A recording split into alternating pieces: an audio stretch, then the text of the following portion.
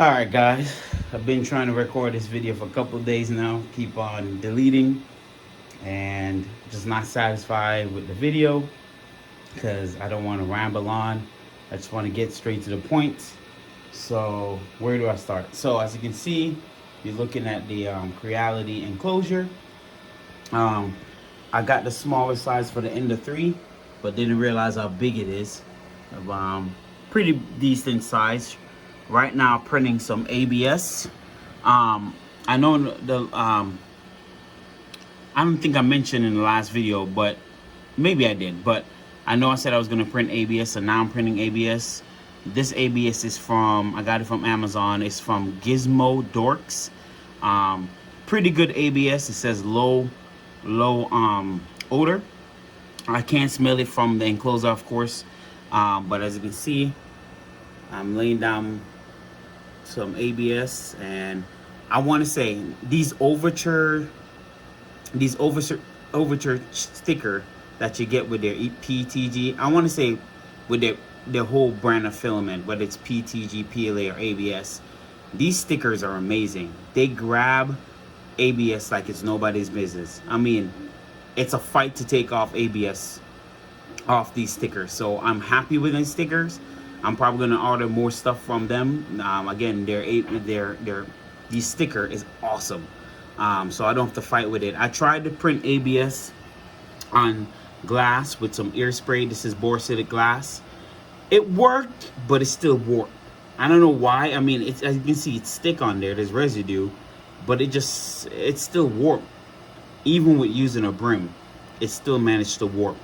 But with that sticker, the Overture sticker, I don't know if because of the texture, but my goodness, it grabs onto ABS and it stays down, no warping, and I don't have to use a brim. I don't like using brim. I know in some cases you gotta, but I just think it's just like using a raft. I mean, I like to print it. I just like to put on a skirt just for purging and go right to printing. You know, brims, yeah, I digress.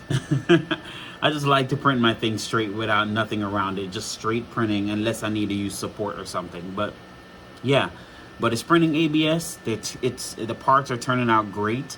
I didn't have to do much tuning. Like I said, my Cura profile for my PLA and PTG are well dialed in, so I'm not surprised that it was awesome for ABS. That little bed at 110 degrees managed to keep this enclosure, heat up this enclosure right around 40, I want to say 48-ish degrees if you let it sit long enough. Get around 48, so call it about 50 degrees, which is pretty good. Of course, you know, if it was a bigger bed, it could get it even hotter, but this is perfect. It doesn't warp, like I said, and it printed perfectly fine. I don't use any fan. I don't use any part cooling on it, even though I know in some situation you can use minimal part cooling fan for like certain overhangs, but since I'm printing Voron parts, there's no need to use any type of part cooling on with Voron. The way they design it, it's designed to print with ABS, so you know you don't need any part cooling fan. Also to report, so as you saw in the last video, I told you the parts that are in gray and orange, it's really supposed to be red, but it's like an orange red. Those are all PTG parts. The only part that melted is the duct. Everything else is fine, just the duct melted. So because of this experience, I've reached a conclusion. So here's my conclusion, and hear me out. This is just from observation, from just hearing what everybody has to say online, hearing what the you know, hearing out everybody.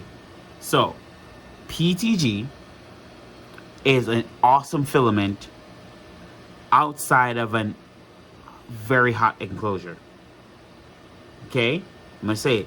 PTG is an awesome filament to use outside of a hot enclosure. That means if the enclosure is 70, 80 degrees plus, and you know, a hot bed. Okay, so basically, if you're printing ABS, if you're going to be printing ABS and it's going to be in an hot enclosure, do not use PTG. Now, I'm not saying you can't use it in an enclosure, but it cannot be any part that is critical. Okay, it cannot be like the duct. It can't be like any part that's going to get 80 degrees plus. It cannot be close to the bed that is pushing out 110 degree heat, right? Any part that's going to make it get to its any heat source, or any part that's hot and it's going to get to its glass transition point, which is about 80 degrees, do not use PTG. So the conclusion is, as outside of an enclosure, outside of printing ABS, PTG is awesome, okay? Because you can print PTG and print PLA. However, once you start getting to the high temperature filament where your bed requires 110 plus degrees, then I wouldn't use PTG, especially as a fan duct, because it's gonna melt. It doesn't really melt, I want to say it just warps. It doesn't really melt like PLA. It just kind of warp, you know, lose its kind of form. So that's what it does. Because right now, if I should show you the duct, it's a little warped, but it's still functional. So again, that's my conclusion. So hence why ABS is recommended in an enclosure, and hence why ABS is recommended for vorons. Now I fully understand the difference, right? But again, doesn't mean PTG is bad. It's good for a situation outside of a very hot enclosure. Now, as you can see, I'm using it in an enclosure, but my enclosure don't get very hot. Like I said, it's about 50 degrees. It's fine. However, as for the fan duct, I will use ABS or another stronger high temp resistant filament for your fan duct, right? Because it's the closest to the bed, it's gonna melt. So that's my discovery. I just wanted to share it with you guys. Again, outside of an enclosure, outside of printing ABS, PTG is great alternative, okay? However, if you're printing ABS, if you're printing ASA, any high ambient temperature filament, and it's gonna be in an enclosure that is gonna be pushing 70, 80 degrees plus, I would not use PTG, because it will definitely kind of lose its form and start a bunch of foolishness. Especially if it's on, especially the way vorons are designed, where you use a lot of printed joints and printed parts, and you whole gantries hanging by printed parts. Yeah, you don't want to do that with PTG in an enclosure. However, outside of an enclosure, like I have with my Switchwire, I won't run into issues because it's not in a hot enclosure, and I don't print ABS like that, right? So again, you pick your poison, but I just want to clear it up that don't let anybody tell you that you can't use PTG to print Voron parts, right? As long as the intention is not to put it in an enclosure, and as long as the intention is not to print ABS. Just want to clear that up. However, if the former what I said is not true, if you know you intend to print ABS, you know you intend to put in an enclosure, please do yourself the favor and go ahead and print ABS or ASA and save yourself the hassle. That's what I wanted to share. So now my audience understands, and for those who are new, now you understand, I understand. So yeah, so got that out of the way, but so far it's printing great. I'm printing some parts to make a new Switchwire. That's the new build I'm trying to go make. So I have a mixture of parts here. I have carbon fiber PTG. I have ABS here as well, some ABS parts. And I'm doing a mixture just because, again, this Switchwire won't be enclosed, but I'm just using stiffer, stronger parts here in this case. regular PETG. So, but it's a mixture of PETG, carbon fiber PETG, black PETG. I mean, carbon fiber PETG, regular black PETG, and ABS. So it's a mixture. So this will be a dual color printer. So I have I'm waiting for some parts to assemble the M4 extruder from Voron. So I have some parts in, but I'm missing a couple of other things that I'm waiting on to get this all assembled. And so I'm excited. This is going to be like a sky blue and black theme Switchwire. Also have a new not a Sunlu S8 on the way. So once that come in, I'm going to do a lot of a more detailed series of how to build a Switchwire, or to convert any existing, you know, Mender style, i3 style, bed flapper, bed flinger, bed slinger, however you want to say it, Cortison printer into a Switchwire. So I'm going to kind of detail and document that a little bit better, since I just kind of popped that video up without showing how I put it together. So so that's my plan. It's going to take a little bit because I have other projects in the works in terms of helping friends and family with their printers and stuff like that. So, but yeah, I definitely will document this a little bit better and show that information. As you can see, I've gained a tool a tool box. I wouldn't call it a tool box, but more like a whole tool drawer, whatever you want to call it. And it's full of nothing but 3D printing parts. There's like screws, wires, stepper motors. I mean, look how much stepper motors I got. Let me just kind of, if I can shift this over real quick here, I'll show you all the stepper motors I got. It's insane. I can see, look at this, all spare parts. I can build literally a couple of printers. Well, I'm just resting on top. It will be fine. Look at this. It's nothing but screens on top of screens, touch screen, color screen, rep wrap screen, wires for days, probes. I feel like a hoarder. Stepper motors, big ones, 92-ounce stepper motors, 86-ounce stepper motors. As you can see, there's like nothing but stepper motors lined off on this side, stepper motors on this side, extra parts.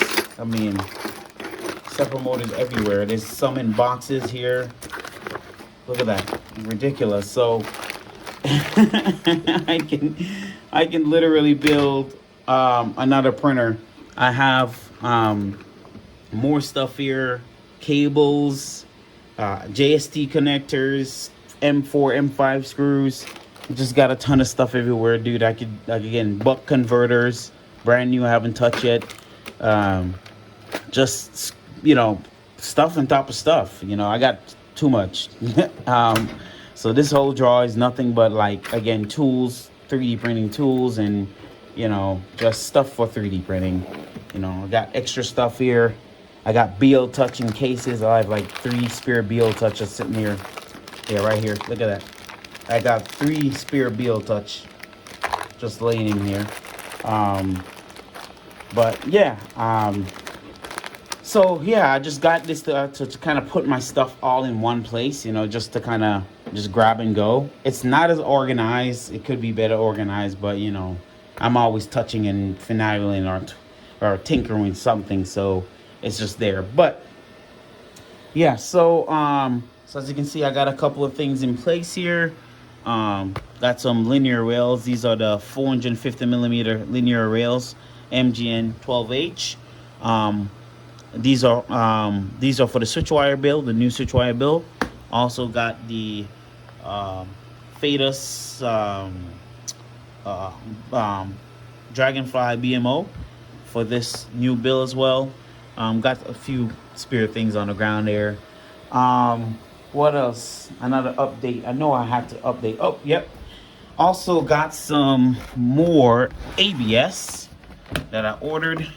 So as you can see, I got like gray, white, got a whole kit. I got red, blue. So I got ABS now. as a part of my collection. This thing is so full. I mean, it's like PTG, ABS, and PLA in there. It's just a ton of stuff. So our filaments for days to print, if I can get to them. So I got that to print. So, and I think I have one more thing to show. So I moved one of my printer in this closet here. It's down for now, not necessarily down. I just gotta remove the bed, because the problem is that the travel for this is not far. So when I put it, when you try to print, it stops right here. So it cuts off about, I want to say maybe 20-25 millimeters there. And so it was kind of bugging me. So I'm gonna put a 310 millimeter bed on here, and I actually got a aluminum tool plate with the 720 watt AC silicone heated bed. But then I was like, oh, man, I gotta hook it up to the mains, and you know, and I was like scratching my head, do I really want to drill hole in an aluminum tool plate? And this is just me being lazy, I'm just admitting it at this point. And I was like, so, but I had a spare, I think I want to say about 8 millimeter stick, 310 millimeter, 24 volt heated bed, 200 watts, that I could use, because I'm not going to really print anything on this in terms of ABS, and it's just really a PLA PTG printer. And this is a spare printer to print stuff with. So most likely what I'm going to do is put that bed here, readjust the Z. So I'm going to have to pull down the Z, realign the Z for the 310 millimeter bed, and then square it up so that way now I can gain back that, you know, that extra space that is just hanging off here. So basically I'm shrinking the bed from 330 millimeters to 310, so that way it feels more square and more aligned. So that's the plan for that. Once I get the chance, and I'm gonna go ahead and get that done. But yeah, so that's the update, guys. Got more package coming, got a printer coming to pull down. But yeah, so I just kind of wanted to update you guys so you guys see what's going on. So once those few things come in, I'll just put it in and let you see in the next clip. See you guys. All right, guys. So I got the Sunlu S8 in, the new one for the dual color setup. Too bad it's not going to stay stock. It will get turned into another Switchwire right out the rip. I finished printing all the parts for it. As you can see, it's a nice sky blue and black theme. I think it's going to look really, really nice. So yeah, yeah, too bad it's not going to be stock at all. Like it's going to get ripped down, tear down, stripped down, converted just like that one is. But yeah, so I'm going to document this process in terms of not like unboxing or anything like that, but just more of once I get to tearing down and putting on the parts and putting everything together, I'll document that. I'll do a part 1 and part 2, maybe a part 3, but just to kind of give a little bit more detail for those probably who want to see it kind of live, what it looked like being assembled and put together, or maybe have this exact model in terms of the Sunlu S8, or you could use a CR10 or any type of Creality style machine that is about this big, or you know, Ender style size. So yeah, the same concept applies. So I'm gonna go ahead and take it out of the box. I'm gonna do a little video of that, dismantle it, take off what I don't need, put away what I don't need. And by the way, this is how I gain all these stepper motors, because not only did I buy stepper motors, but like these things, these moons, I don't know if they're really moons, they look like rip-offs, but these is how I gain all the stepper motors I have as spare. So yeah, but I'm excited. This will be my last printer for a while, because you can see printers are everywhere. I'm pretty much maxed out in this room, and I don't even have all of them running at once. I mean, I just print on whatever I feel like to print at a time. And so, but it's just, I like building them, I guess. I do also like printing. So after this, I would just get back into some major printing, and you know, but there's more content to be had. So don't worry, I won't disappear again. But yeah, we'll go ahead and get this process started. Um, Eventually, I would like to, you know, I would like to attempt a 2.4 in the future, but just not now. I mean, I just, like I said, I have so many printers that are tuned and just printing, and I already have the ABS machine. It's like cranking out some ABS there. It's printing awesome. So I really don't need a 2.4 because that's the only reason why I would just build it is just for printing ABS. But I already got one dedicated for that. I don't need to print a ton of stuff in ABS. So yeah, so this is just like my dual color, setup. And eventually, if Voron decide to do like a 3 color setup, I would like to convert to that too, or whatever. But for now, it's here. I'm just waiting for a few more parts to come in, and then I'll start stripping down and get it together. So I'll see you guys in the next one. Peace. Remember to subscribe, like, comment, hit the bell for notification. My goal is at least one video a week.